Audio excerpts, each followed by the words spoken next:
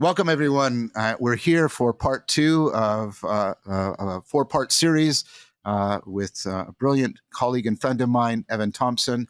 I'm going to let Evan introduce himself in a minute, but first, we're going to be talking about this book that I give the highest praise to, The Blind Spot. I strongly recommend it. I enthusiastically endorse it. And I invite Evan to shamelessly promote it along the way, because I think this book is an important book. It's very clearly read. It's a great example of interdisciplinary collaboration. I think in many ways it's exemplary. So that's what we're going to be doing. Our first discussion was laying sort of the overall framework, what the blind spot is. The second one, we're going to go into three interrelating topics where my work and Evan's work really overlaps a lot: life, cognition, and consciousness. But first, I'll let Evan reintroduce himself to you, and then we'll pick it up. Great. Thanks, John. Wonderful to be here again. Yes, so my name is Evan Thompson. I'm a professor of philosophy at the University of British Columbia, also an associate member in the cognitive science group in psychology, and an associate member in Asian studies. And I work in the areas of philosophy of mind, cognitive science, cross-cultural philosophy, phenomenology. And The Blind Spot is a collaboration with two physicists. So that's a kind of new effort and a very rewarding one for me, because I get to learn a lot. So, yeah. And we're planning, and hopefully the gods of logistics will allow it, for Adam Frank. Is it Marcello? Marcello Gleiser to join us in the last two episodes when we moved to talking about sort of the cosmos part of the book. And so let's zero in, though, on the ones that are near and dear to my heart, and ones in which Evan and I do a lot of overlapping work. And these are the topics of life and cognition and consciousness. And so I'm not going to recapitulate the blind spot. The argument is there. We went over it in depth, what that is, and we're just going to take that as a plausible basis for going forward. I mean, if you feel you need to reintroduce something from it, feel free, but I just want to move ahead now, taking that as granted. This is clearly part two. Watch part one if you're just starting on this one, okay? Watch part one first. Okay, so we are going to talk about the three areas that are very of central concern to my work and have been to Evan, which is work on life, on cognition, and consciousness. Right now, there is, I think, a revolution happening in biology, certainly in the philosophy of biology.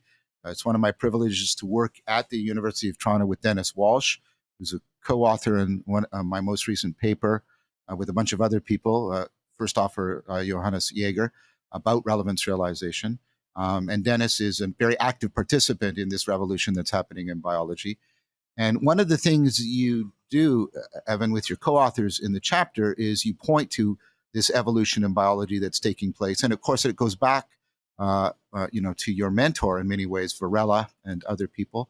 And you're pointing how I want to read a line from near the end of that chapter, because it sort of summarizes all of this really well. And it really points out something. Okay. Organisms are autonomous agents, not machines. So we get all these contrasts. Life comprises unpretestable phase states, which of course is unlike a Newtonian model. Life is self-enabling rather than law-entailed, and life is essentially historical, not merely nomological. I added a bit of things in there just to bring out the contrast. Sure. Now that is that's really powerful stuff, because the point you're making with that, in addition to making points about biology that'll be relevant to cognition, you're making points from biology that are relevant to ontology, if I can put it that way, that are fundamentally relevant to ontology. So I thought one of the things we could do is go through each one of those important contrasts and you unpack it a little. Does that sound as a good way of trying to get at the gist of a very rich chapter? I really enjoyed that chapter. I enjoyed the whole book. I am loving the whole book. But the life chapter was particularly wonderful. So let's do the first one. because this flies in the face. My son is a high school biology teacher, so he talks to me about all of this and what the revolution that's going on, and sort of how rapidly the textbooks are becoming out of date in some ways. And I think you cite Nicholson at some point. Is it Nicholson about how the cell is not a machine, right? Right. And so let's pick up on that. That's the first one. Organisms are autonomous agents, not machines. Now, there's a lot in there, I know there's, don't be afraid to talk about things like constraint closure and organizational closure and things like that. But if you can try and make it as accessible as possible, the book does a good job, but maybe just even a little bit more, because we don't have text in front of us if we're just watching it. Yeah. So, well, we can start with the autonomous agent idea. So that is an idea that, that has a number of sources, but in terms of my own work, the most immediate source is the work by Umberto Maturana and Francisco Varela on what they called autopoiesis, which means self-producing or self-making. And their core idea is that the living organism or the living being, minimally exemplified by, say, a single cell, a bacterial cell, is the kind of system that produces its own ongoing self-maintaining organization. So organization means the set of relations that enable the system to have an identity and preserve its identity through time. And that can be structurally realized in all sorts of ways, as you have constant, material turnover through metabolism and development and structural change.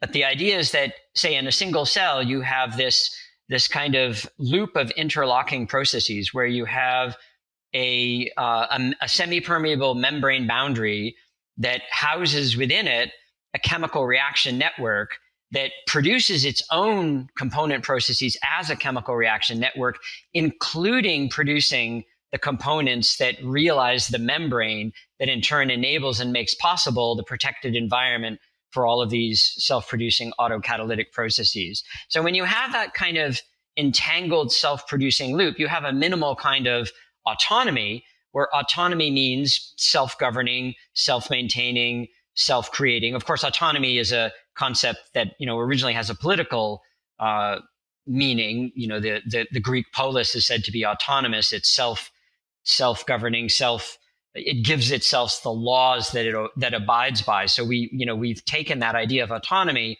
originally from the human sphere, and now we apply it in this more general organizational sense to apply to systems that produce and maintain themselves, both as topologically bounded systems, but also as materially self-synthesizing systems. And so that's the core of autonomy. And when you have that core of autonomy, you immediately have a kind of agency, in the sense that you, as a system, need to be flexibly behaving in the environment according to the norms of your own activity and your own realization as a system.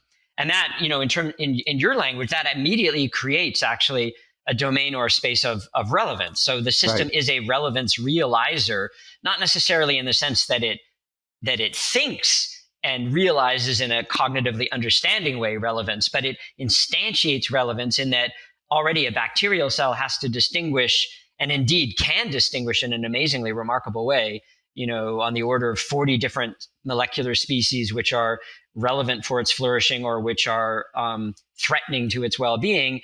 And, the motile bacterial cell swims along the gradient of things that it metabolizes as food, or swims away from things that are threatening.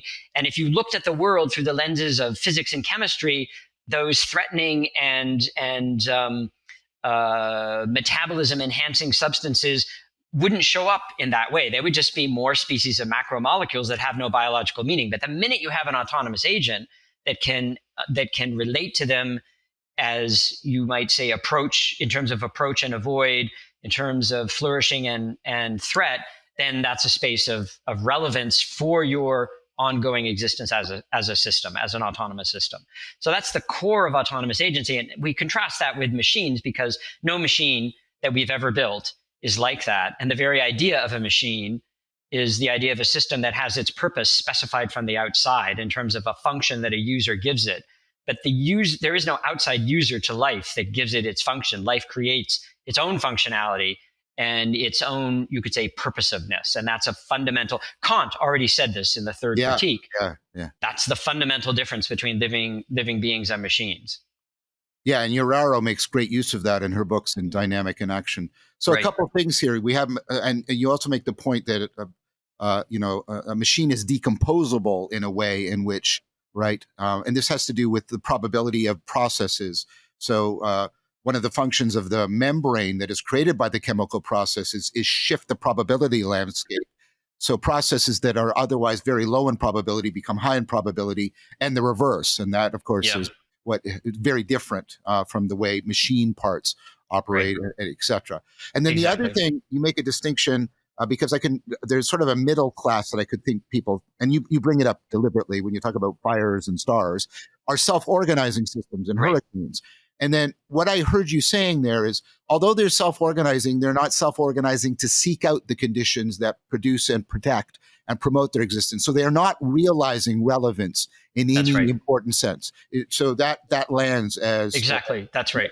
Okay. Yeah. So if you think of like a wildfire is a physically dissipative system that has a certain kind of stability of organization through time, but it doesn't actively regulate its boundary conditions in such a way so as to maintain itself in the absence of fuel. I mean, it basically runs out, when there is no fuel, and it doesn't seek further fuel beyond how it's able to spread as a dissipative system. Or a hurricane will actually travel over land, which will destroy it. Yeah, right? exactly. Right. Like same with a hurricane. Yeah. Yeah.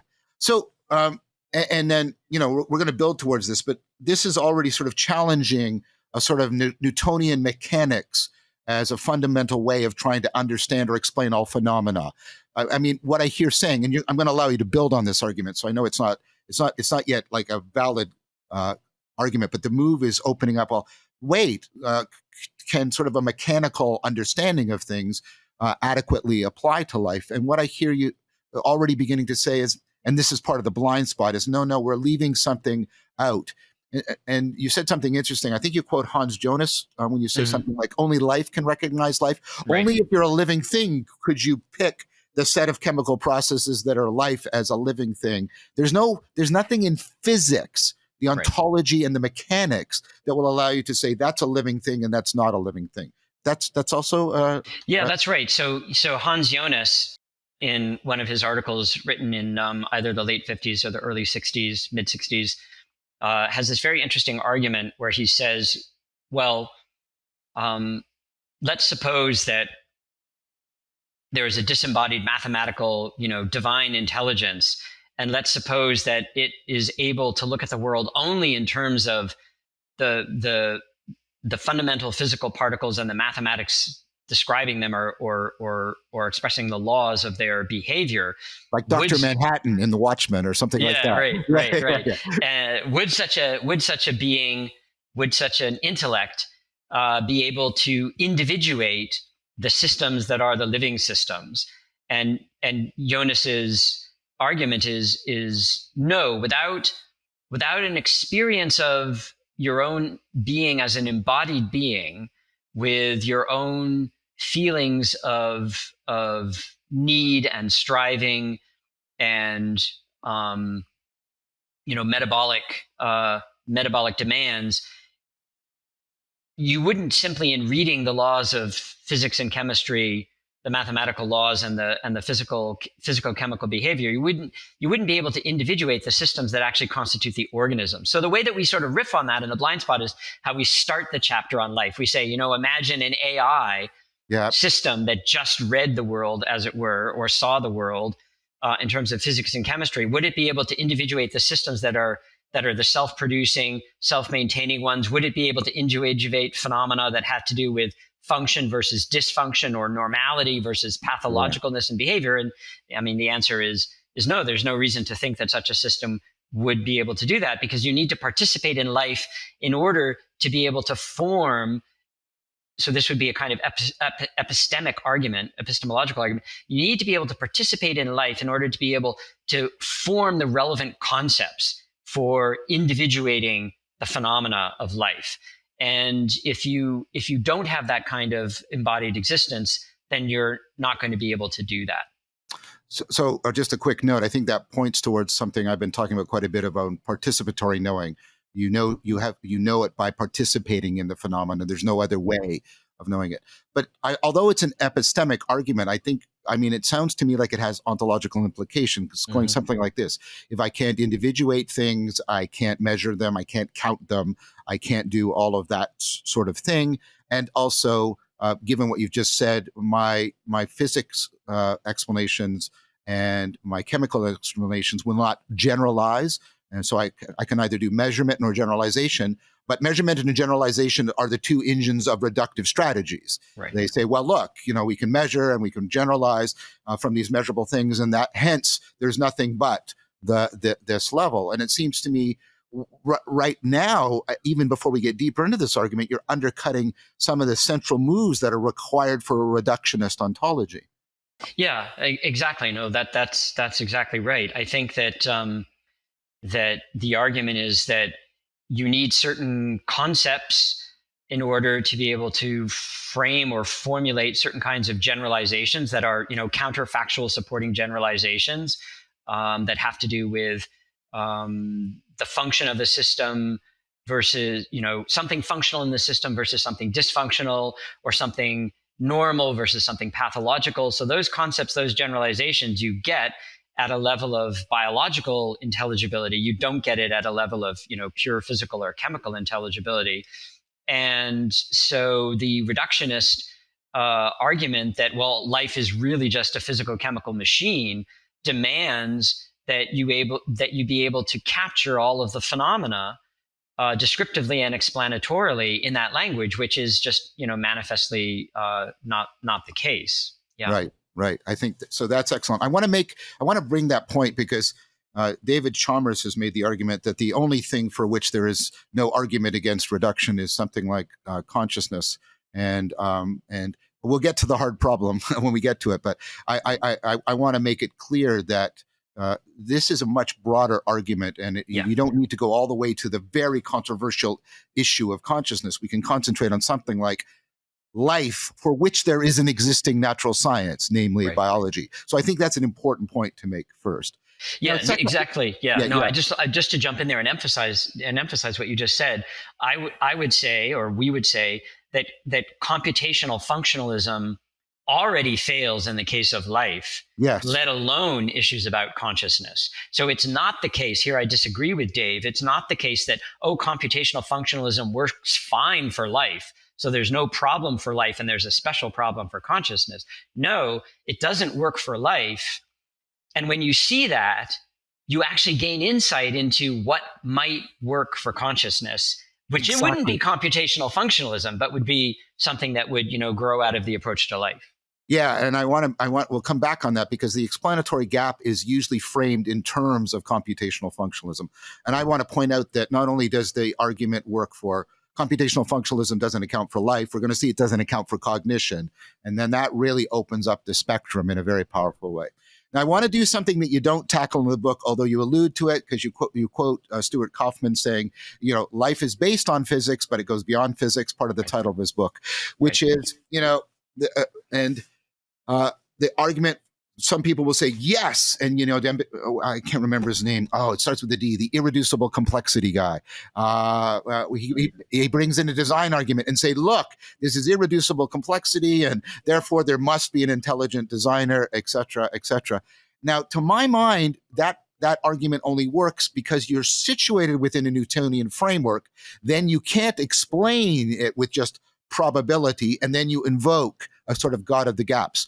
But I want to hear what you, because I want to make it clear to readers that you're not suddenly leaping you're not leaping out of science. You're doing what you said you'd do at the core of the book. You're not into science denialism or science imperialism. So I just want you, I know you don't talk about it in the book, but this is an issue that's sort of circulating right now again. I want to give you a chance to talk about that. Yeah. So we invoke and use Stuart Kauffman's argument that life is based on physics, but life is beyond physics. So what Stu means by that is that if the canonical model of explanation in physics is the behavior or the motion of material entities, given inertia and forces and so on, then the explanatory model for that is phase space, where you specify what the initial conditions are, Yeah. the boundary conditions on the system, and then you calculate the trajectories given the forces. And we know, of course, that some trajectories can't be straightforwardly calculated, the nonlinear chaotic ones, The but three-body nonetheless, problem. The right, three. it's Yeah. three-body problem already. Just to quote a popular series right now on That's right. TV. Yeah. That's right, the three-body problem. But we know that they're in terms of the underlying mathematics, they're nonetheless deterministic, even if we can't predict them. So that's the model. I'm giving the sort of like canonical model here, and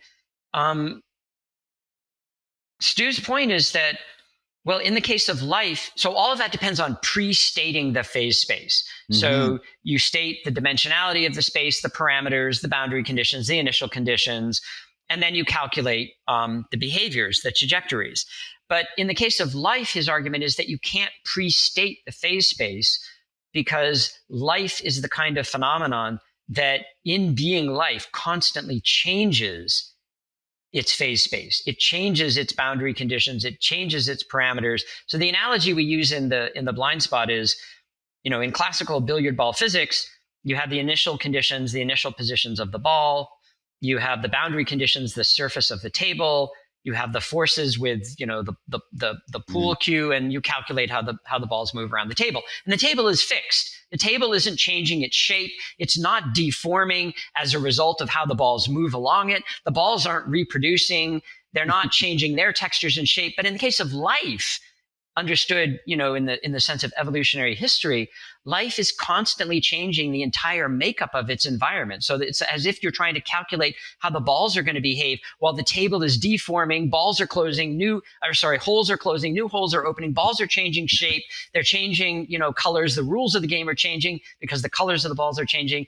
And we have no model in physics for explaining a system like that. We do have mathematics for talking about things like, dissipation, self-organization, but we don't have models that enable us to pre-state the phase space and calculate behavior in a law-like way. And so that means we need other kinds of understandings, other kinds of concepts, other kinds of explanations that don't imply that life is somehow injected from the outside of physics, but do imply that with, and I'll use the word, the emergence of life, the game changes. So life emerges diachronically, historically, and as a result, it changes the world and its environment in ways that you can't capture or describe simply using the language of classical physics. So life is beyond physics, but based on physics. So this reminded me when I was reading it, and I had the great pleasure to get to know him a little bit in person and some video conversations before he died. James Carson's distinction between finite games and infinite games. In an infinite game, one of the things you can do is change the rules of the game as you're playing the game, and this goes towards an old argument by Fodor that we sort of update and revise in the recent relevance realization paper, that creating a formal system or moving from one formal system to another kind of formal system, like a weaker logic to a stronger logic, is not something itself that you can capture in any a priori complete formal system. And so I want to be clear that, well, I'm going to say you're saying this, Evan, then you can tell me if I'm wrong or not. Evan is not saying that we can't make formal arguments about these points. That's not what he's saying, but he's saying that, I hear you saying that we can't get a model a priori, we can't set a model that we know will a priori work all the way through. Is that a fair way? Yeah, that's right. That's right. I mean, we can certainly construct models based on, can't we? We can give rigorous retrospective accounts. Yes, right. We can give retrospective historical accounts. We can construct models to try to capture some of the new kinds of mathematics that would be needed to describe systems in which the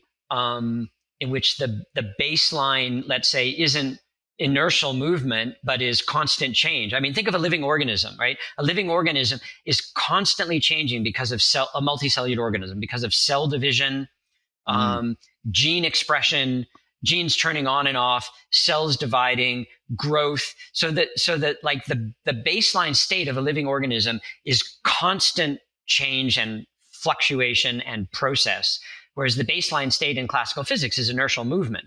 So there are mathematicians like Giuseppe Longo and others who are working on trying to develop mathematics for systems that have this different kind of constantly changing this baseline of constantly changing, of constant change over history, over the course of history. Yeah. And so nothing says that this is not intelligible to science, but what it does say is that a classical perspective that works with the idea, so this is to bring it back to the blind spot, that the way to understand life is, as it were, from the outside, from a perspective outside life, where you just treat your own presence in the world as a living being as really just a kind of contingent irrelevancy to the project of the scientific understanding of life. That doesn't really work anymore from this perspective. Yeah, and it's like you said earlier, an idea that we can get an a priori formal system that within which we can just run sort of computations that will give us an explanation. Well, I mean, you've now done the second part. I think life comprises unprestatable phase spaces. You just unpack that. Right. And now I'm wondering, do you think that and this isn't an imposition on you because you invoke it in the earlier part of the book when we talked about this. You think of something like a Whiteheadian ontology that tries to incorporate this into its very fundamental grammar is more appropriate for talking about biological entities? I mean, there's some books like that. I think Everything Flows is a book organized like that. Yeah.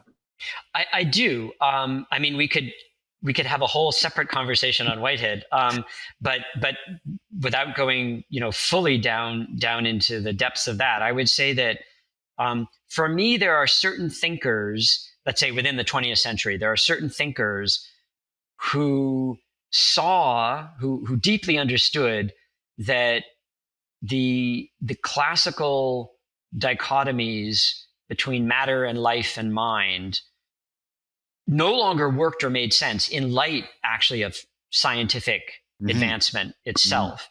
And so they searched for different conceptual systems or metaphysical systems for articulating the being of nature in a new vocabulary that was not framed by those dichotomies, and that also took, let's say, process rather than substance and property, took process as the important ontological notion. So Whitehead, of course, stands out as the thinker who probably more than any other really pursued that avenue.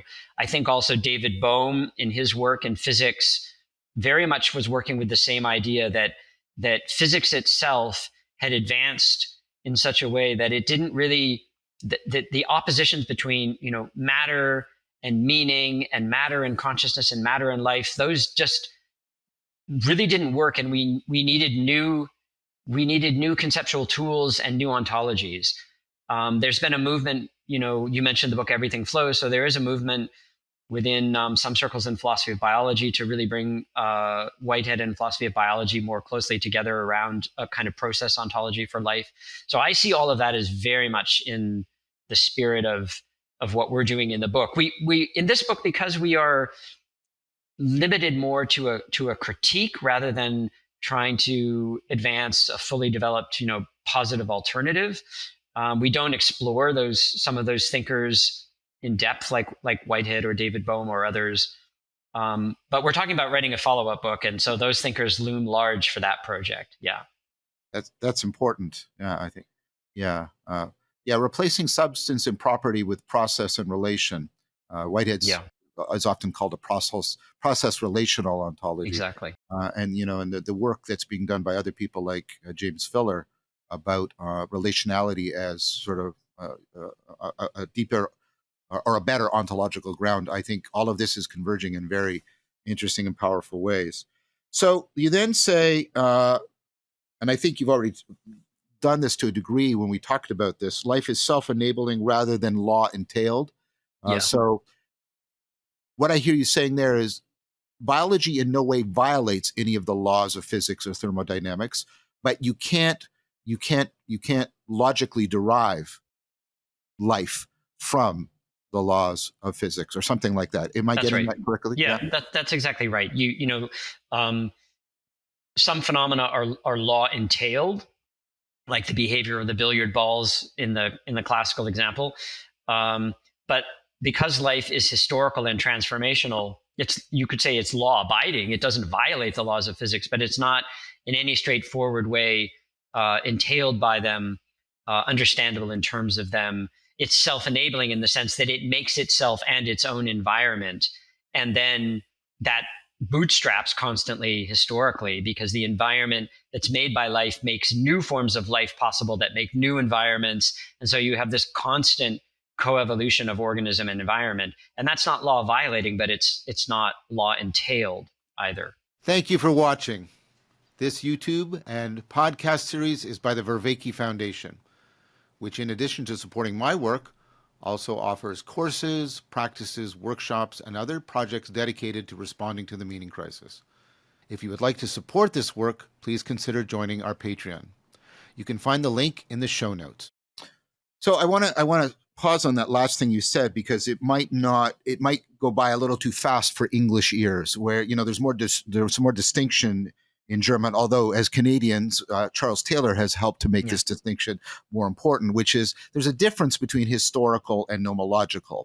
Nomological meaning law-like, and that science has generally worked in terms of nomological explanations. This is the classical model, where historical explanations aren't trying to get nomological, they're trying to trace out causal pathways that can be idiosyncratic, unique, specific. Like the classic example is, well, why did Napoleon lose at Waterloo, right? There's not a law that says, well, given a Napoleon and given a, blah, blah, blah, right? But it's like, no, within the laws of physics, there are certain causal, and there's a difference to the explanation. Now, one of the interesting things about Darwinian evolution as a theory, and this is one of the things I try to convey to my students, is it sits on the border between these two in an important way, because, right? Yeah, that's right. Yeah, yeah. That's right. Yeah. So I mean, you could say that Darwin, gives us a deeply historical account of life in terms of, as a naturalist, he observes species, he reconstructs retrospectively possible historical, strongly path dependent historical pathways that lead to the diversity and proliferation of species. But on the other hand, and you see this reflected in philosophy of biology in classic texts like Elliot Sober's The Nature of Selection, you see a way in which there's a conception of natural selection as if it were a force in a Newtonian universe. So you have, you have organisms that reproduce in environments which provide selective pressures that lead some organisms to reproduce, more successfully than others, just in the sense of leaving more offspring.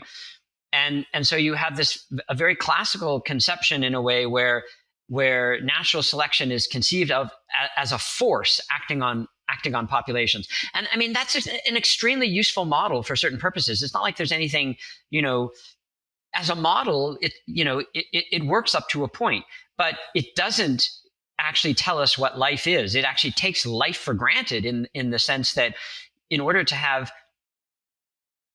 reproducing populations, evolving according to natural selection, you already have to have individuals that are the living organisms that reproduce, and their organization as living beings is in no way accounted for in terms of that idea of natural selection as a force acting on a population.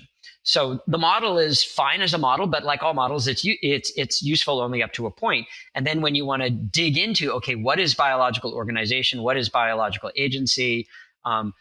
What is evolution and development linked through the autonomous organization and agency of living beings? That the Darwinian framework of evolution according to natural selection does not answer that. Mm-hmm, mm-hmm, mm-hmm.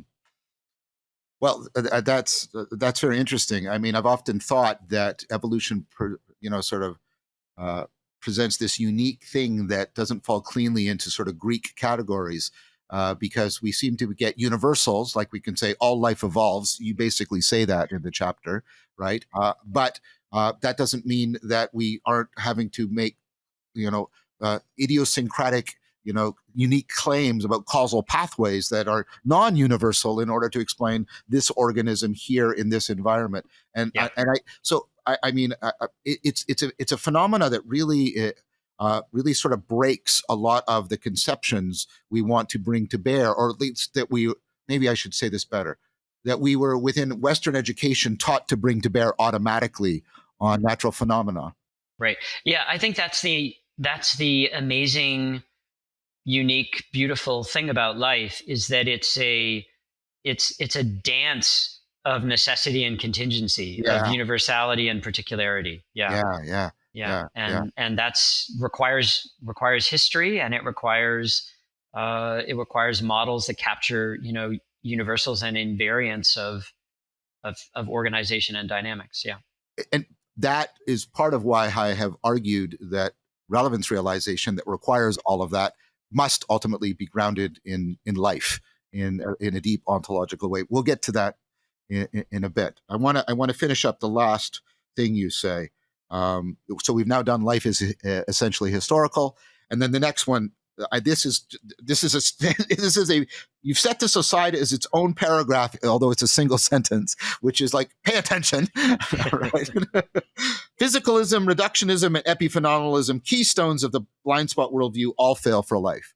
Right. So I think, we've basically said why reductionism doesn't work. Could you say a little? I mean, physicalism is a species of reductionism, but could you say why physicalism fails? Is that because you can't reduce life, you can't explain life given just the ontology and epistemology of physics? Is that what you're basically? Yeah. So I mean, physicalism has different meanings depending on who's using it in what context. But there, the idea is that that physics is sufficient for, well, we could say necessary and sufficient for ontology. And so the idea that physicalism fails for life is the idea that we do not gain an understanding of life if we just reside at the level of physics. So to split that famous definition of essence, physics is necessary but not sufficient. Would Right. that be? Yeah, physics is certainly necessary for an understanding of life, of course, but it's in no way sufficient. And I mean, you can already see, I mean, in the history of biology, that this is implicitly understood and acknowledged. That's not a very novel statement. Biology seeks out other forms of explanation that are historical or organizational, that go beyond what we see in physics, even in physics that develops in the 20th century with quantum physics and relativity theory. Yeah. Excellent. Epiphenomenalism. This is the idea. An epiphenomenal. I do not. I think this is a term without referent. I think it's like the music of the spheres or something like that, because it makes no sense to me. It's a category created for the one member that people try to put into it, which is generally consciousness. And when you ask for non-controversial examples of epiphenomena, none can be provided. It sounds like an epistemic, an epistemic and ontological oxymoron. How can I know about it if it has no effects as it? How can I know of it as it? How can it be actual if it has no action? And like blah blah blah blah blah. Sure. But I just wanted to say, I want to make it clear, because I'm not going to present that term in an unbiased fashion, because I have antagonism towards it. So that's generally what it means. What is your objection to? Yeah, so I would say there's sort of two uses of the term epiphenomenal that are often conflated and that are importantly very different. So one is the idea that something is an effect, but it doesn't play any significant role in the workings of the system that produces it as an effect. So, the steam given off by the whistle in the steam engine, it's a physical effect. It has physical effects in the world, but its physical effects don't play any role in the locomotion of the train or in the workings of the engine. So that's one sense of epiphenomenalism. So applied to life, the idea there would be that, well, life is an effect of physics, but it's physically insignificant from the fundamental physical point of view. And I think that's mistaken, because the effects of life profoundly change the material environment. And now this would be philosophically more controversial, and we don't talk about this in the book, but Whitehead says this, but it's not obvious to me that the behavior of an electron in the context of a living system is understandable in the same way as the behavior of an electron not in the context of a living system, because it's now channeled and constrained in the context of, say, cellular metabolism. So if you just say, well, life is an effect of physics, but it doesn't really do anything at the fundamental physical level, I would say there's nothing in science that straightforwardly says that. That's a philosophical interpretation, and everything we say in the chapter about life should lead us to, be suspicious of that. So that's one meaning of epiphenomenalism. Then there's the second meaning, which is the one I think you're fastening onto, which is the idea, and there it really does have to do with mind or consciousness, which is the idea that consciousness is an effect of physical processes, but it has absolutely no effects whatsoever in the physical world. And then that is a kind of dualism that, although not, I would say, incoherent, is very, very difficult to put any credence in whatsoever. Yeah. Well, thank you for that. So I take it then, maybe you also were pointing to the second, which I was raging against, but you were primarily pointing to the first sense. Although, to be clear, people do conflate them. They do. And people do say things like life is nothing but, which is that second stronger sense of epiphenomenalism. That's right. That I think is oxymoronic in the way that I was raging against. Yeah, definitely. I agree completely. Yeah. Okay. So I think, like I said, I think like it's, for me, I mean, I was already deeply, I mean, you, my friend, you've had a huge influence on me, and no doubt. And, I was already, like I said, I've been making the argument that relevance realization is grounded in life because life has the needed properties, and we've been talking about it. And also relevance has to be relevant to, and we'll get back to that in some fashion. And we already talked about it with the paramecium, for example. But this chapter really unpacked a lot more because it became, it was very, and I mean this as a compliment, it was very concise and clear about, the presentation of this, how it comes out of like just, very sober philosophical reflection on biology, and it has huge ontological implications. And like we said earlier, it really smashes the argument that the only problem like for the classical model or computational functionalism is consciousness. That's just not true. That's just not true. Right. Yeah, no, I think enough people don't know this argument is what I'm saying, Evan. I don't think enough people know this argument. Yeah, no, I think that's right. I think, so some of that argument I tried to present in my Mind and Life book some years ago, and others have made arguments that are similar along the way. And it's a situation in which if you take the computational functionalist worldview for granted, then and you take a particular conception of consciousness for granted, which is the idea of intrinsic, non-relational, ineffable qualitative properties as being what consciousness fundamentally really is about. Yes. You take those two things, then you have a hard problem, because those two things do not sit together well at all. And then you have a choice. You can go computational functional reductionist, you can go property dualist, you can go panpsychist, You can go illusionist, the sort of ways that we chart in the consciousness chapter.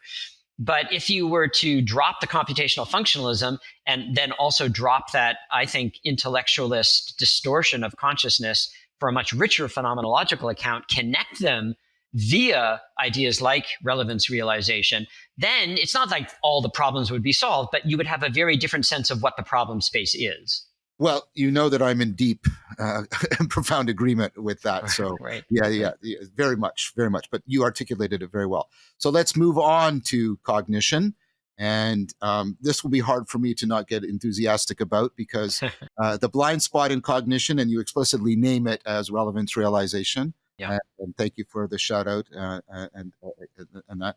I won't unpack that as much, because I'm going to presume that people who are familiar with this channel in my work know all about the issues of relevance realization. A couple things I wanted to bring out, though, about that is, first of all, just again, and I got the idea originally from Nishida, I used realization because it plays on awareness, but it doesn't have to have awareness. And that's why you could quite rightly say the paramecium is doing relevance realization, even though it's not having realization in any sense of a conscious awareness or something like that. And that's an important thing to remember. Okay, so you go through, the frame problem, the relevance problem, the idea of games, and a lot of the stuff. Excellent work. But I think you were just on the cusp, and you mentioned it briefly, and this is where I want to spend a little time with you, because what I can hear people saying is that chapter is out of date because of ChatGPT 4 and ChatGPT 5. Sure. Now, first of all, I want to say what I've already said on a video essay, because it's still, I think it is convergent with the argument you're making. These machines do not explain relevance realization. They are not a scientific breakthrough. Couple of things. First of all, their explanation knows the scare quotes, wouldn't generalize to chimps, how chimps are intelligent or how octopuses are intelligent. So it's not a generalizable theory. Secondly, it presupposes how human beings encode judgments of relevance into probabilistic relationship between terms. Right. It presupposes all the relevance realization machinery, which you unpack in the book, that go into making the data sets. And it also relies on human reinforcement, human judgment in the reinforcement learning. That's a crucial, like, these things are deeply, deeply, deeply parasitic in many levels, in many dimensions, on human individual and collective relevance realization. They do not generalize, and therefore this is not an explanation of relevance realization. And if you take my argument that what general intelligence is probably relevance realization, because it's the meta problem of problem solving. I think anticipation is another one, but we can talk about that down the road. Then you haven't actually generated any scientific explanation of intelligence. And to me, this would be a quintessential example of the blind spot, thinking that something has been explained when in fact the very method has precluded you by your own standards of scientific explanation from generating any kind of scientific explanation. Now, that's a bit of a speech, but I wanted to hear what you think about that. And does that drive? Yeah, I agree 100%. Absolutely. Before I launch into really just amplifying what you said, I want to say that your work on relevance realization was very relevant for our chapter on cognition. It really helped us, kind of frame the argument that we wanted to make in the chapter. And I think that nothing in the chapter in any way is changed by large language models. Large language models, number one, they're not agents. They are models. Yep. So to confuse a model with an agent is already a huge category error. They are models, they are tools, and they are very powerful statistical prediction devices. But they predict things in a correlational way based on the data they've been given and the particular algorithms they have for so-called learning and and reinforcement. But there's no understanding in the system of what lies behind the correlations, and indeed what the correlations are correlations of. So what ChatGPT does is it predicts not the next word that's most likely, but the next token that's most likely. Yes. It works on numerical tokens. It doesn't know anything about words. It doesn't know anything about language. It doesn't know anything about conversation. So it's a statistical prediction machine. It's being called a stochastic parrot, but it's not even that. It's a simulation of a stochastic parrot, because a parrot is a living being and an agent.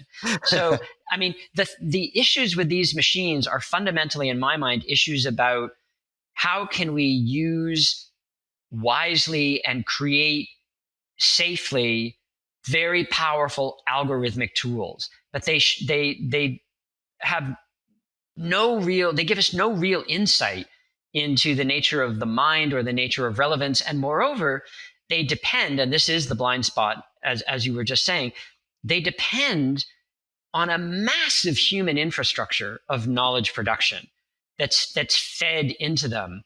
And so the idea that also energy and economics and energy, the amount of energy to create one of these things is like powering all of Toronto for 2 weeks or something it's just a physical proof. It's not doing what you and I are doing with our brains. It can't be. The physics because the energy consumption is fundamentally different. Yeah, the whole energy budget is fundamentally different, and the energy consumption is a massive social cost of these systems. I mean, in a planetary climate crisis, the amount of water, the amount of rare carbon, rare metals, for batteries and for other things. I mean, this is a huge aspect of these technologies. So without taking away from any of the creative ingenuity that went into devising these things and into deep learning AI more generally, I would say that I would say it is in many ways right now. I mean, AI goes through boom bust cycles, but let's say right now it is one of the primary exemplifications of the blind spot in our culture. Yeah, and you and I have both lived long enough to go through several of these boom and busts. That's right. That's right. Yeah. So thank you for saying that, because I do think there are important social implications. There's another argument that you might not be aware of that I also make, which is given the clearly non-controversial example of general intelligence we have as human beings. I'm not saying these machines have intelligence, but I'm saying even if they did, we have all kinds of good experimental work, Keith Stanovich, et cetera, that general intelligence is only weakly predictive of rationality. So merely making them intelligent doesn't make them rational. And you can't make them rational because rationality, this is a Hegelian argument, of course, goes back to Plato, it's a normative requirement. You have to care about truth. You have to care about not saying what is false. You have to care about not misleading people. You have to care about not deceiving yourself. And these machines, precisely because they don't have relevance realization, don't care. And therefore they cannot be rational in any deep sense. Do you know that so you take this has just been done not that long ago. You give these machines standard Raven's progressive matrices, and they do so well, and their IQ is greater than a human being. And then you get a human being to make a new version using color that's not been used in any of the and the machines are absolutely crap out. But you can give that new problem to a human being who's never seen it before, and their general intelligence predicts how they'll do on the new problem. Right? It's stuff as painfully obvious as that. And you also go over things like, the categorization. They're not doing what we do because you can just throw in some static and they produce monsters, right? Fodor once said he was critical, even though he's a computational functionalist. He was critical of AI. He said, you don't explain intelligence by mapping gross observable variance. And I'm worried that we've moved to the level of very powerful gross observable variance, but we're not explaining. And here's my concern, Evan. Not only is the blind spot, blinding us to what intelligence is, and not only does it have these important social and economic consequences, it's also making us develop this technology in a way that is, by its very framing, separate from rationality, let alone wisdom, which are the very things we most need right now to deal with these emerging technologies. Yeah, I think that's absolutely right, and I think it's very perilous, and it's very worrisome, and that's why I also think that issues about AI consciousness and AI sentience are computational ideological distractions from what the really fundamental issues are that we should be worrying about, which are issues having to do with values and wisdom, and creating powerful tools that are in some ways, have some beneficial uses, but are so deeply structured in terms of our biases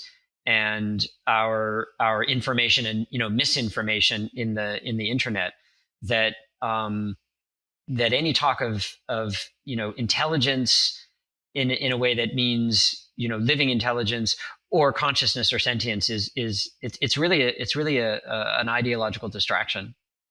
Yeah, I said that if we were ever to actually move in that direction, and we might never because we're not on that scientific footing, we'd have to. I make the argument that artificial intelligence has to be grounded in artificial life. Yeah, I agree. Yeah. And then also, because of bias variance problems and other things, you don't have individual, you have to have social. So you have to have embodied social things, et cetera, et cetera, et cetera. Yeah, exactly. And those are thresholds we'd have to cross before we would actually get the robot apocalypse or something like that. And then the point is, those are thresholds, and we could decide if we want to go there. The issue, before we pass on from this to the one other issue, before we pass on to consciousness, is I do worry about like it, because of this, we might make these machines run and run and run without trying to give them any capacity for rational self-correction, which I think requires all the stuff I just said. And I think that is itself a horrible monstrosity. These machines, like I don't want very fast, powerful, irrational machines operating in the world. I mean, calling them irrational is a bit of a category mistake because they're not even intelligent. But you know what I'm trying to get at here. Yeah. And I think that I find that very, very. So I think people aren't worrying about the right things in the right way about this. But, yeah, I think that's exactly right. Yeah. Okay, so one thing here, and I sort of brought it in. One of the issues that wasn't made in the chapter, although I think it's strongly implied, and it goes towards your notion of deep continuity. And I've tried to make the argument that relevance realized, and this is in the most recent paper, it has to ground out in autonomous adaptive autopoiesis in an important way, because life is the kind of entity that you need, all the stuff we said a few minutes for relevance realization in an important, profound way. And also this idea that relevance realization is about caring for this information rather than that information. And caring, I would argue, is ultimately grounded in organisms that take care of themselves, that organisms that are not caring for themselves have no capacity, let alone no reason, to care about this information rather than that information. So what I'm trying to say is there's also an important line of continuity between the life chapter and the cognition chapter.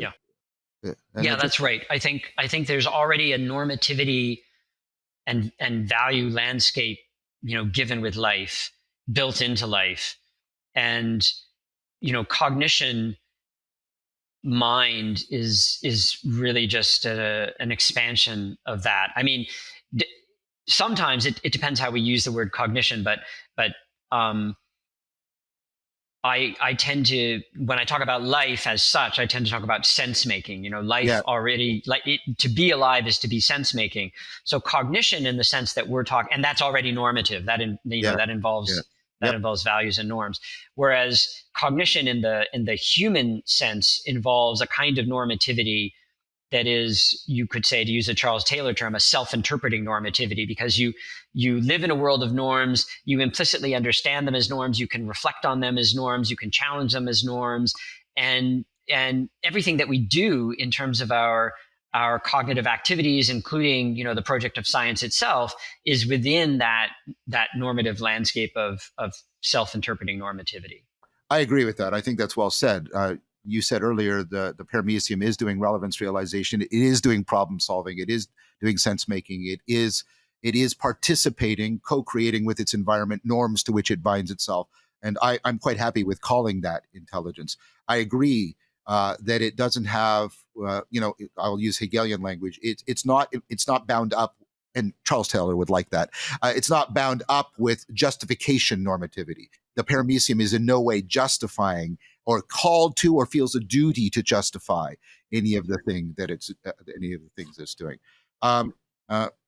So I just wanted to make that final point about there's deep continuity. And again, you're not claiming, obviously, you're not claiming a simple reduction. You're not claiming a simple reduction of saying, well, the paramecium is as cognitive as the Hegelian agent or anything like that. But there's deep continuity, and I think that's important. All right, so now we move to the ghost and the machine, Right. to the most, the world not, to phrase it, and there's there. I mean, this is a really beautiful chapter. I don't know if we'll get through all of this, but let's just maybe start this, and maybe we can overlap a bit of this in the next one when we have the three of you, Sure. and then go from consciousness into cosmos. I mean, that's not totally irrelevant given some of the people we're bumping up against in the consciousness chapter, people who want to say things like consciousness is ultimate reality and whatnot. Those are ontological, cosmological claims. But let's start with consciousness. Now, you say one thing, and I wanted to ask you about it, and I wanted to ask you, do you think this is unique to consciousness? And this is the idea, talk about Harding and the being headless. There's a sense of presence, and it's very much adverbial.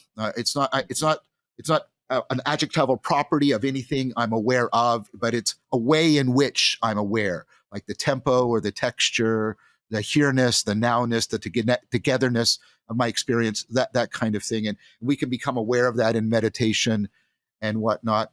But you rightly say it's a different kind of phenomena. It has a kind of, and I'm going to hyphenate this to be clear, it has a kind of no thingness about it. And this is, and that's not foreign language to Buddhist or Vedanta or things like that, right?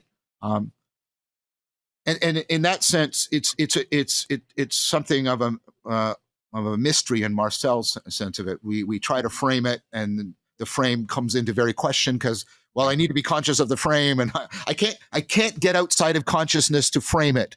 It is part of the argument. Right. Now, here's my question, and this is an open question because this is a question I go back and forth on myself, is that a property of consciousness uniquely, or is that a property of framing? Because one of the properties of framing is no frame can contain the framing. I mean, that's at the core of the recent paper we published, right? The framing process can't be captured in any frame, and it's sort of a no thing to the frame. And Nishida makes a similar argument, for intelligibility per se, that the basho is a no thing for any system made intelligible. So what do you think about that as a question?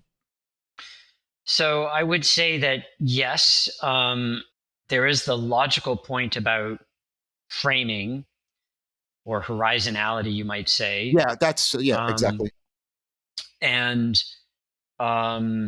you could make that as a point separate from mentioning consciousness. However, I'm inclined to think, and this is because I'm so influenced by transcendental phenomenology, by thinkers like Husserl and Merleau-Ponty, that I'm trying to think of exactly how I want to put this, but that the very idea of a frame or horizon is going to lead you back in terms of its intelligibility or meaning to structures of consciousness, to structures of intentionality, you could say. And so it in a way, it depends what level we're talking. If we're talking at, let's call it a first order level about a particular frame, then we can stay at that first order level. But if we're asking a question about transcendental conditions of possibility in a Kantian or Husserlian sense, then we're going to have to explicitly deal with it in terms of consciousness. So that's It's a difficult question. Yeah. Consciousness has the order of priority in terms of intelligibility or meaning, is how I would put it. Which doesn't entail logically that it has the order of priority in terms of ontology. This gets very tricky. Yeah. But if you're raising questions about meaning, intelligibility, sense, then you're going to be led back, at least as I see it, you're going to be led back into talking about structures of intentionality and structures of consciousness. If you're raising questions about ontology, well, then the conversation is going to have to go in a somewhat more careful way. I want to come back to that. This isn't really a pushback. It's more I like Nishida's argument that you can, like, there's a symmetry argument, like consciousness presupposes intelligibility as much as intelligibility presupposes consciousness, and you can sort of dig down in intelligibility kind of in a Neoplatonic way and get to Basho. But you can dig down and experience. You'll allow me this metaphor, I hope.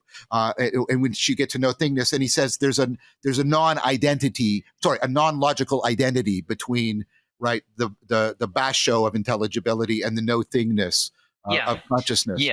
So I guess what I would be inclined to say. So I'm very sympathetic to and very interested in the diverse array of thinkers that sort of explore that pathway. I would say consciousness is probably not the right word when we start really digging down into this. I would be more comfortable talking about phenomena or phenomenality in the Greek sense of how something shows itself in itself,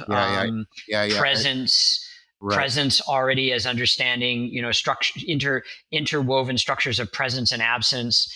I think that language is gonna work better than staying with the language of consciousness, which inevitably leads into problems about subjectivity and transcendental solipsism and things like that. I agree with that, and I think Nishida would too. He's deeply influenced by Heidegger, and he thinks there is an inescapable interweaving between intelligibility and phenomenality. That's and both what you said, both the shining into presence and the withdrawing into the inexhaustible mystery sort of thing. So I'm happy with that part of it. So let me now move to a really interesting move you make. At some point, maybe we can come back, maybe next time, towards the different, because I've been making an argument about the big difference between adverbial qualia and adjectival qualia, and I'm not convinced that adjectival qualia are necessary or sufficient. I don't deny their existence. I'm not denying their existence. I agree with you that even calling them that, I'm just allowing the people that name them that to what they're pointing to. I'm not denying what they're pointing to, if I can put it that way. But before we get into that, I want to get into something that lies below that. So you sort of set up that move. You do the finger pointing and the sense of presence, and then you do the reverse. You do the epoche, with from phenomenology, and you get this. And you get this in meditation, where, as you say, you're not making awareness your object, because then you just get into this reflective talking to yourself bullshit. But what you do is you start to. I feel like I'm tracking the adverbial that I sometimes sort of like you said. Is it still? Is it flowing? All that sort of stuff. Now you then say, okay, that's what you want to talk about when you talk about consciousness. And I think it's very important you do that, because like you said, consciousness is, and this is where I do agree with Chalmers, it's a mongrel term. It means so many different things in so many different ways. So maybe now I'm going to adopt your nomenclature and talk about awareness, if that's okay. And then we can come back to maybe full-blown consciousness. Okay, now what you say then is there's a way in which everything is enfolded into awareness. I think you say something. What's the subtitle of the chapter? The primacy of consciousness. And then you do, but right, you say, well, everything is enfolded in a, because like you just said a few minutes ago, any intelligibility, right? The ultimate place you can't jump out of into a blind spot is awareness, because you have to have awareness in order to be making any intelligible sense. And so, like, in that way, awareness is not another object or phenomena in the world. Is that fair? Right. Did I get that part right? Yep. But before, a lot of people are going to jump up and down and say, oh, it's all consciousness or something like that. You say, but wait, there's another problem, which is if I pay attention as honestly to my phenomenology, there's the primacy of embodiment. That argument isn't as well known as the kind of primacy of awareness argument. Could you say a little bit more about that? And then you do this really interesting thing is they undermine each other in some way. They enfold each other. So could you do those two steps, please? Yeah. So, I mean, the primacy of awareness is the idea that when you bring to the fore awareness as such, rather than any particular content of awareness, then it becomes clear that awareness is the ungo behindable, to use a German word, setting of anything that you're able to say or to experience or to think or to do as a being. And if you were to just stop there and then say, well, that means awareness is primary rather than having a kind of primacy experientially. Cognitively. That's a good distinction. I just want to capitalize on that. Okay. But between primary and having a kind of primacy. So thank you. That's good. That's helpful. Yeah. So, awareness has primacy epistemically, cognitively, in terms of meaning and intelligibility. If you were then to say awareness is primary and the world is secondary, or the world is derivative or produced by awareness, if you were to take that step, one, it doesn't logically follow, so there's a sort of non sequitur. But then two, when you plumb the depths of awareness, it becomes apparent that awareness is inhabited, lived through the body in the world with others. And the very, ability to sort of metacognitively try to bring awareness to the fore depends on metacognition, which is a social, internalized social cognitive skill, language, the fact that we're talking, that I'm communicating, that I'm writing.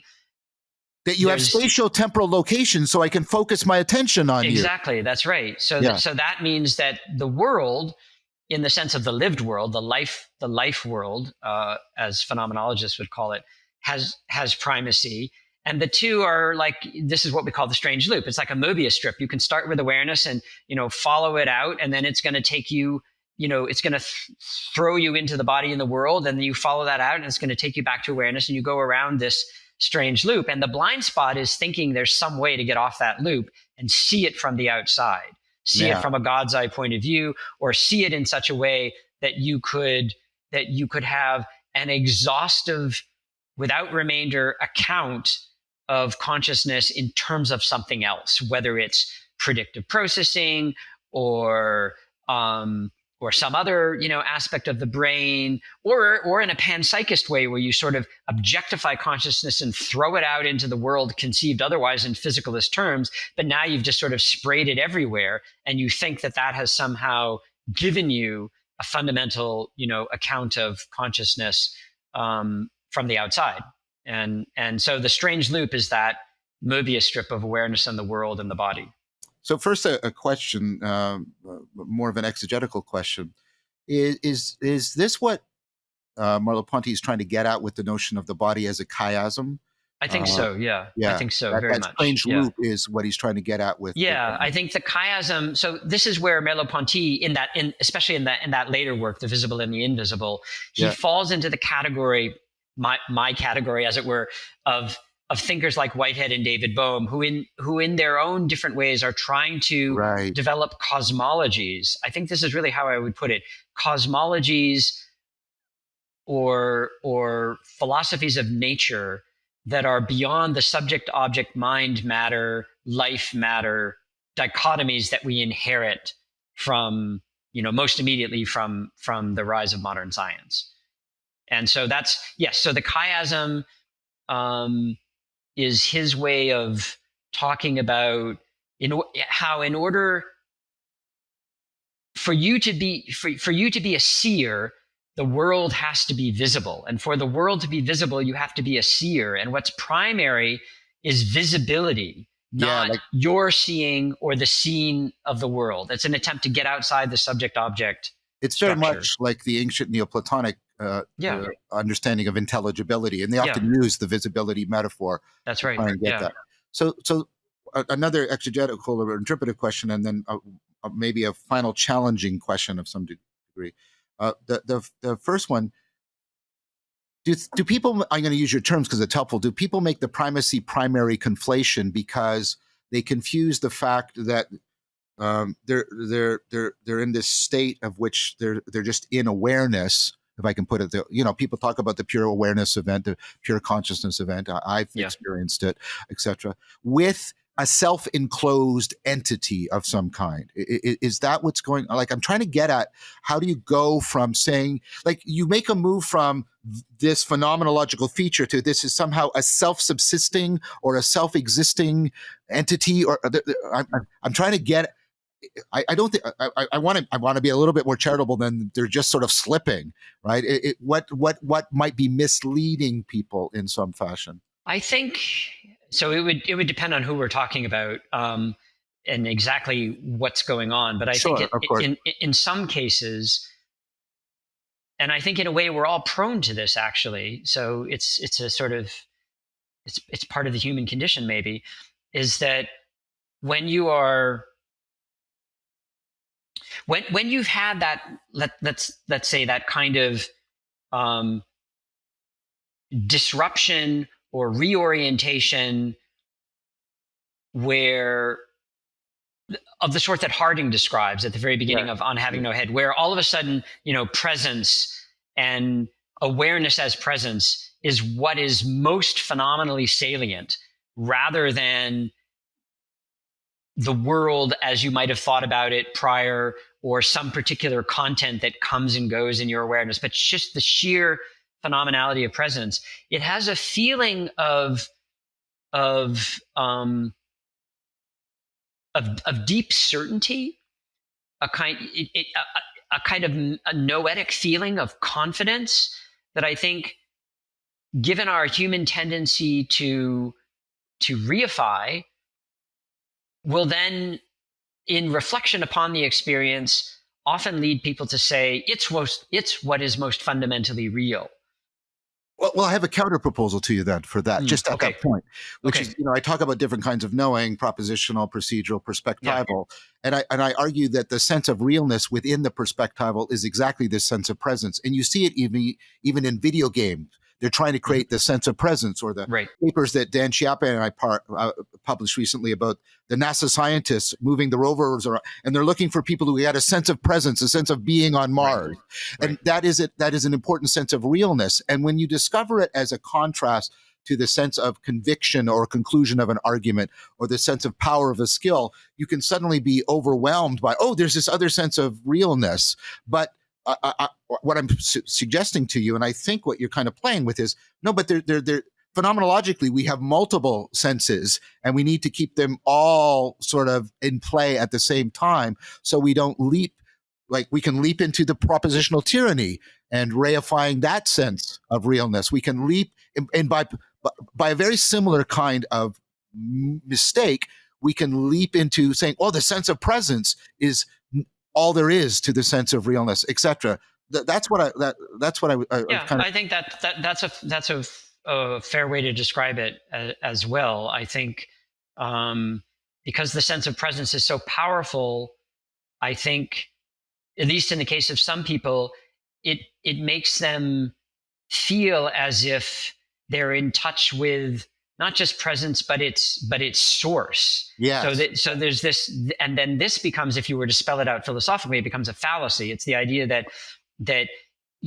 in sort of swimming in the ocean of consciousness, you actually understand what the generative source of consciousness is, that consciousness is its own generative source. And that Yeah. just doesn't, Doesn't doesn't follow. stand up logically to Yeah. scrutiny. Exactly. Yeah. Yeah. So now, and we're already over time, but I'm going to go a little bit Mhm. farther, and Sure. then we'll wrap it up. So this is a little bit more of a pressing question, but it builds on some of the stuff we were talking about earlier. Given that there's this deep interweaving, even a dependency of intelligibility on awareness, doesn't that mean that you're building something like intelligence also into awareness, so that there's got to be a capacity for I'll use Robert Heinlein's term grokking, for awareness to be awareness, other than being, I don't know what, just some vacuous thing. Um, uh, Yeah, I mean that's an interesting question. The way that I tend to think about that, and here I'm actually quite influenced by ideas in Indian philosophy, is that if we're talking about awareness as such, we're talking about presence or luminosity would be the Indian metaphor. Um, and you can't know anything in any sense of knowing or have insight into anything without presence or luminosity. But presence or luminosity by itself doesn't give you necessarily the cognitive apparatus you need to have insight or to grasp something. That takes right, other stuff. Right, and this is a similar move in Neoplatonism, that the source of Yeah, intelligibility is that's right. not itself intelligible, and Right. so and then so I'm trying to bite against the argument that there has to be a master intellect, Mm-hmm. but I'm trying to get at I'm and so yes to what you just said, and of course Neoplatonism does that too. It says no, Mm-hmm. right, you move Sure. beyond it, but I'm trying to get so. You probably can't answer this question. I'm trying to get at. I'm trying to get at that. Well, I'll say what I dislike. I don't like accounts of awareness that give me no clue about a functionality of awareness, that make it, because that would separate it from my agency, which then I think is very, very problematic for a lot of the other stuff. And so I want to get how awareness and sense making, even relevance realization, are somehow bindable together without saying, oh, there's a master intellect or a master mind behind it. That's Yeah. exactly the problem. That's Right. exactly the problem. Right. So I would say, and you might not agree with this, but I would say that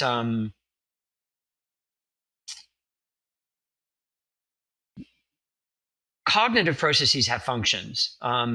Thinking, metacognition, anticipation, episodic memory, selective attention, those all have functions, or can be talked about in functional terms.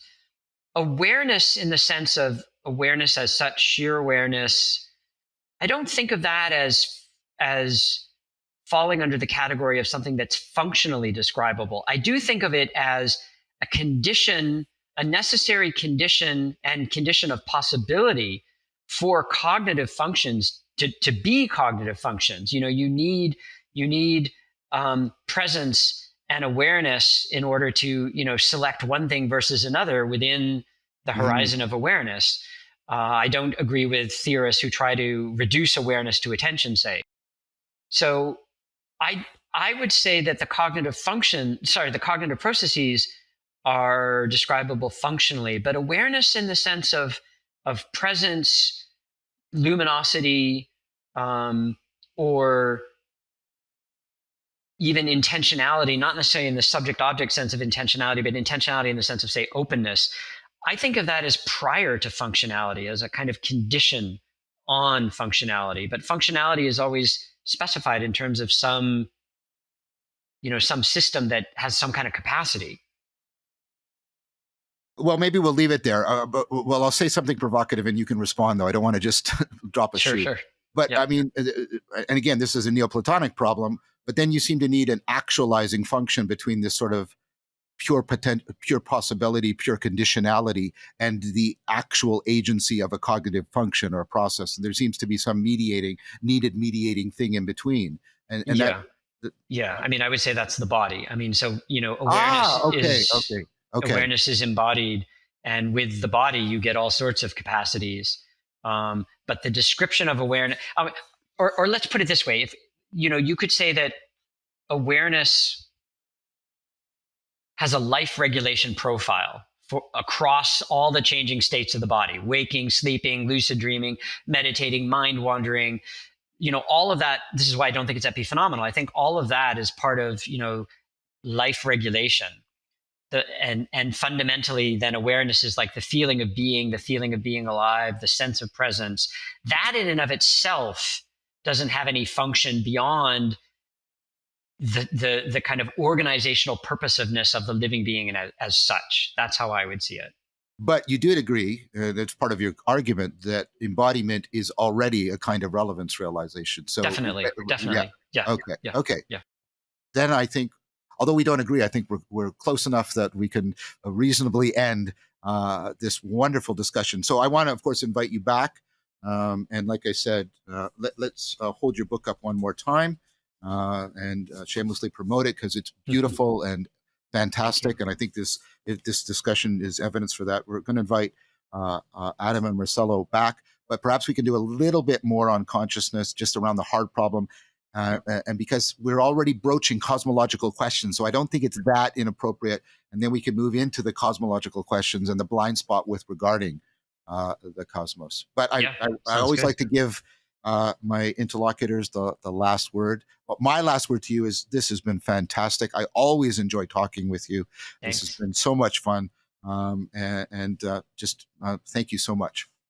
Yeah, likewise. It's always great to talk to you. And since we're talking about, life and cognition, I want to, return the shout out and say that, your work on relevance realization, and also the recent paper with Dennis Walsh and with Johannes Jaeger, which I've read and I think is fantastic and very much gives an argument very close to, what we're arguing in the blind spot. So I see that as convergent evidence of truth, let's say. Yeah. Well, thank you so much. And everyone, this is part 2. There will be a part 3 and a part 4. And so stay tuned. Thank you very much, everyone.